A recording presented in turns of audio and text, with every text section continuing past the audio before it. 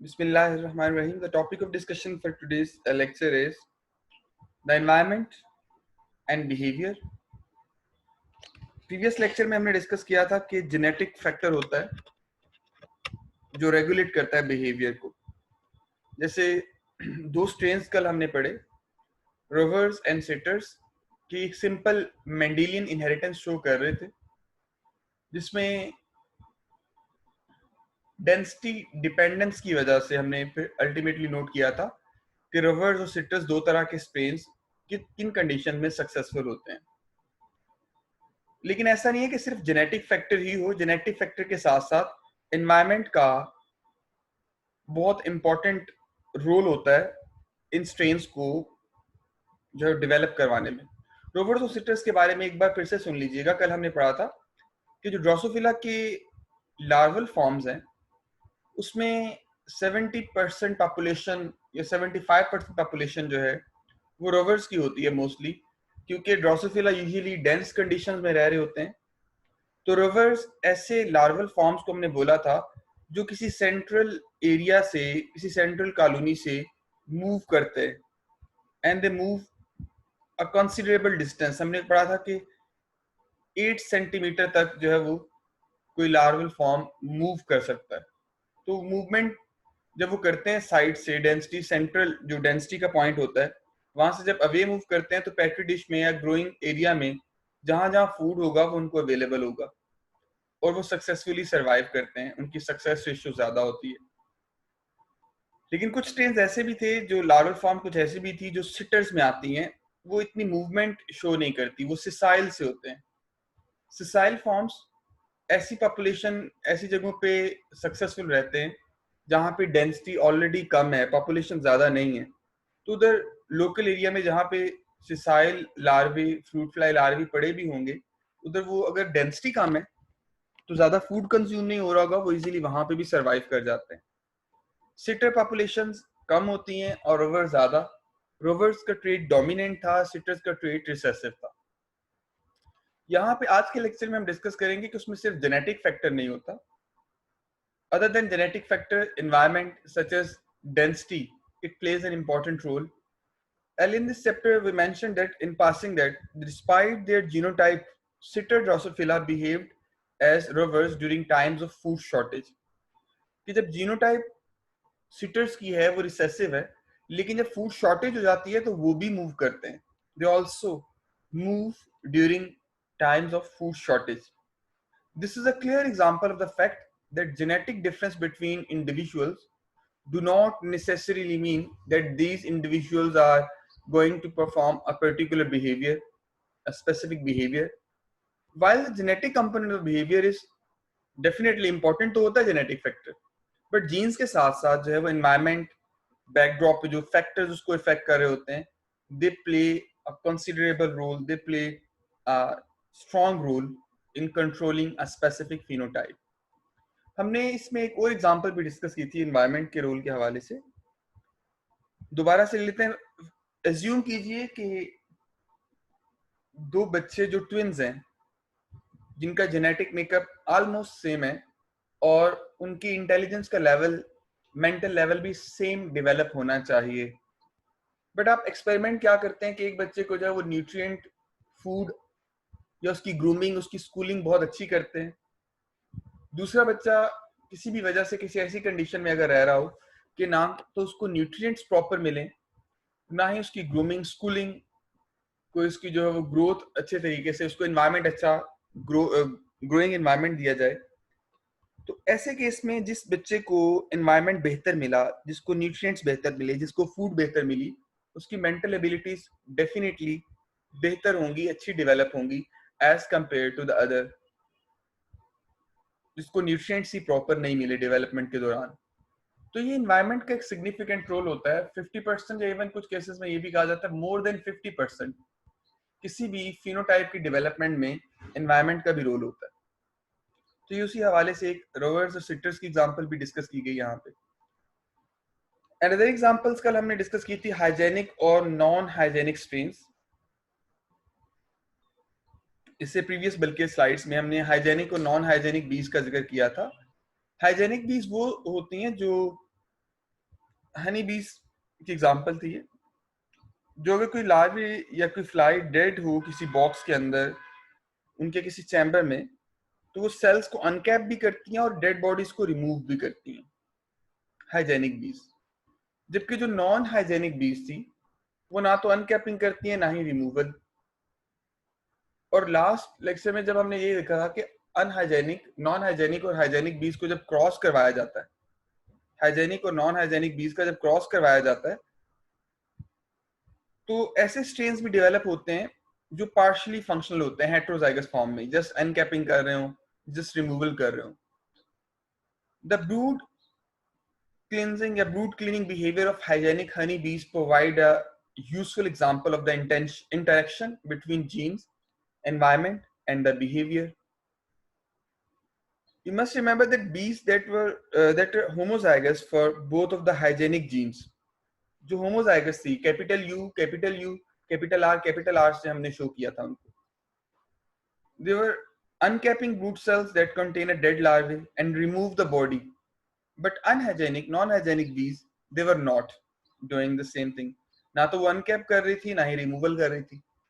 Hygienic bees may have the genetic ability to perform their cleanup duties. ज़ाहिर है genetic factor है, उन्हें cleaning करनी है hive की. But a feature of the division of labor amongst the workers in a hive is that there exists a particular age structuring in the performance of duties. ये भी observe किया गया कि डिफरेंट एज के जो factors होते हैं, as structuring होती है, वो भी हाइव के अंदर जो हनी बीज है उनकी ड्यूटीज को इफेक्ट कर रही होती है. Hygienic behaviour tends to be performed most commonly by middle aged बीज.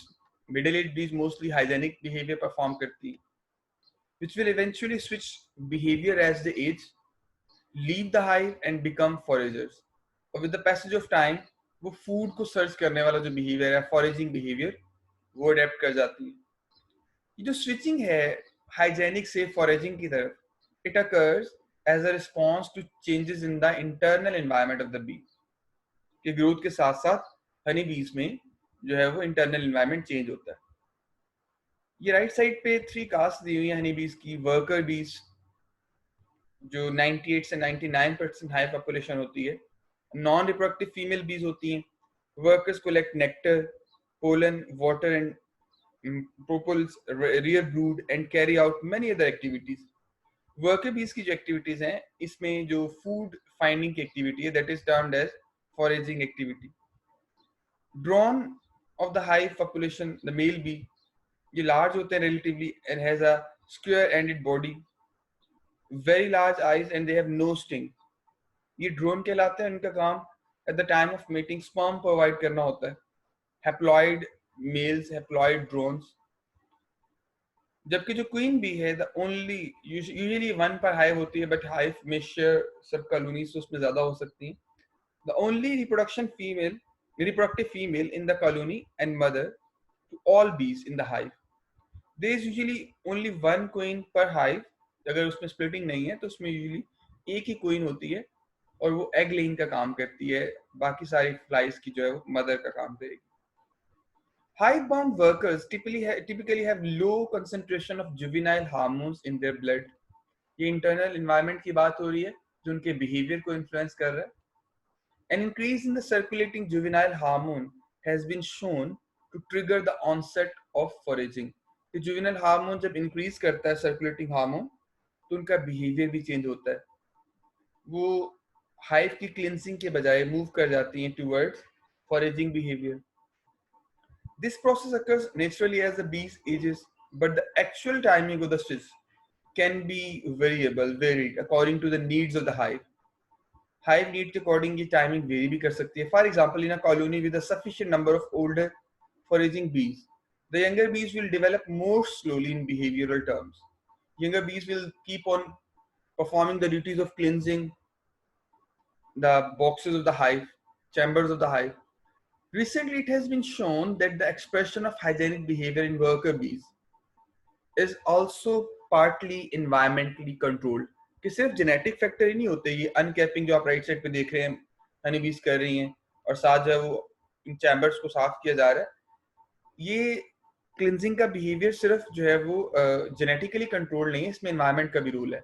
You remember that to behave hygienically, a worker bee must have the appropriate genotype.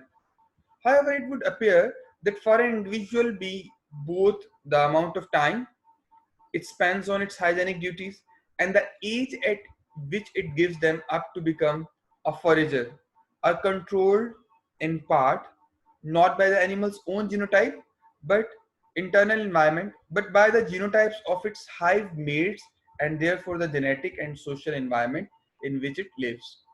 अभी हमने बात की कि जुवेनाइल हार्मोन का लेवल बढ़ना भी एक कॉज होता है, लेकिन हम साथ साथ ये भी बात कर रहे थे कि अगर ऑलरेडी फॉरेजिंग बीज ज्यादा हों, फॉरेजिंग करने वाली हनी बीज का नंबर ऑलरेडी ज्यादा है, तो जो बाकी ग्रोइंग बीज हैं जो अभी उस लेवल तक नहीं पहुंची, they will grow slowly. To manipulate hive level genetic makeup, researchers first selected two behaviorally different strains of the bees. एक हाइजेनिक जो है वो स्ट्रेन सेलेक्ट किया गया और एक non hygienic. This was achieved by first presenting a number of colonies with combs containing dead brood and then assessing the speed which they are cleaning them. यानी कि उनको प्रोवाइड किए गए डेड जो लार्वी हैं या डेड बीज के साथ कॉम्स हनी बी का हाइव, तो उनकी स्पीड नोट की गई. Queen and drones were taken from the most hygienic colony and allowed to breed. अब उनको जो है वो जो सबसे ज्यादा हाइजेनिक कॉलोनी थी उनको ब्रीड करवाया गया पहले. The resultant colonies were again tested for their level of hygiene and drones from the most hygienic were mated to the queens from previous generation. This was repeated for the sixth generation and the result was genetically homogeneous hygienic strain of the bee. बिल्कुल homogeneous जो है वो hygienic जो uncapping भी कर रहे हो और dead corpse dead bodies को remove भी कर रहे हो कॉम्स में से, हनी बीज के चैम्बर्स में से, उनको आइसोलेट किया गया. एग्जैक्टली नॉन हाइजेनिक स्ट्रेन्स को भी ऐसे क्रॉसेस करवा के टेस्ट करके बार बार उनको भी सेपरेट कर लिया गया. एक्सपेरिमेंटल हाइव्स अब इस्टेब्लिश हो गए, उसमें एक स्ट्रेन हमारे पास जो है वो उनके पास जो है वो डेवलप हो गया दैट वाज हाइजेनिक और दूसरा ऐसा स्ट्रेन डेवलप हो गया that was purely non hygienic. Experimental hives were established using bees from the two strains such that the proportion of hygienic and non-hygienic individuals in each of them they were variable.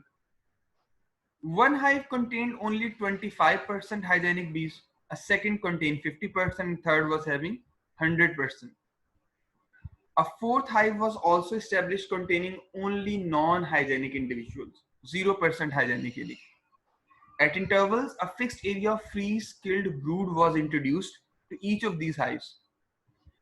उनको जो है वो ऐसे ये right side पे देख रहे हैं अनकैप्ड सेल्स जिसमें डेड बॉडीज थी वो प्रोवाइड किए गए. At intervals, a fixed area of free skilled brood was introduced इन चारों ग्रुप्स को जिसमें 25% हाइजेनिक बीज है, 0% हाइजेनिक बीज है, 50% और 100%. और फिर उनका hygienic behaviour and identities of the individual performing कि वो कितनी तेजी से कितना स्पीडीली अनकैपिंग कर लेते हैं उसको नोट किया गया. ये डेटा है जो सामने बेटा दिया गया that is showing their speed as well as hygienic bees की जो परफॉर्मेंस है उसको शो कर रहा है यहाँ पे. The expression of hygienic behavior in bees depends to some extent upon the hive environment, influence of the colony genotypic composition on the performance of hygienic behavior in the honeybee. जिसमें 25% hygienic थे, percent hygienic bees behaving hygienically at any one time. 40 days के लिए उसमें percentage 79% performance थी, 50% में 40, जिसमें 50% hygienic bees थी, उस साइड में hygienic bees की जो हाइजेनिक एक्टिविटी थी वो 40% नजर आई, 100% में 19% और जहां पे थी नॉन हाइजेनिक उसमें 0%. So it indicates that in addition the harder working bees each cleaned a greater number of cells per day than did their less active counterparts. तो इसमें सिर्फ उनका जो है वो हाइजेनिक या नॉन हाइजेनिक होना ही इंपॉर्टेंट नहीं था, बल्कि उनके सराउंडिंग में कितनी फ्लाइज दूसरी नॉन हाइजेनिक हैं ये भी इस पे भी डिपेंड कर रहा था. This is probably a function of the fact that there are numerically fewer of them to clean a comb of equivalent size. That means it is also apparent that hygienic bees There were hygienic bees in 25% hygienic hive delay their switch to become foragers well past their usual middle age of around 19 days. कि previous slide में जो उन्होंने बताया कि जो hygienic bees जिसमें percentage 25% थी और दूसरी फ्लाई जो है वो ऑलरेडी ज्यादा थी जो फॉरेजिंग का बिहेवियर परफॉर्म कर रही थी उनका जो फॉरेजिंग बिहेवियर की तरफ स्विच था वो लेट डेवलप हुआ दैट डेवलप लेट और इसके अलावा बेटे so it would appear that in spite of their genetic similarity two individuals from the hygienic line might differ in the extent to which they perform hygienic behavior depending upon the environment in which they find themselves. तो ये हमारे पास एक characteristic features बताए गए थे that environment it also plays a significant role other than the genetic factor.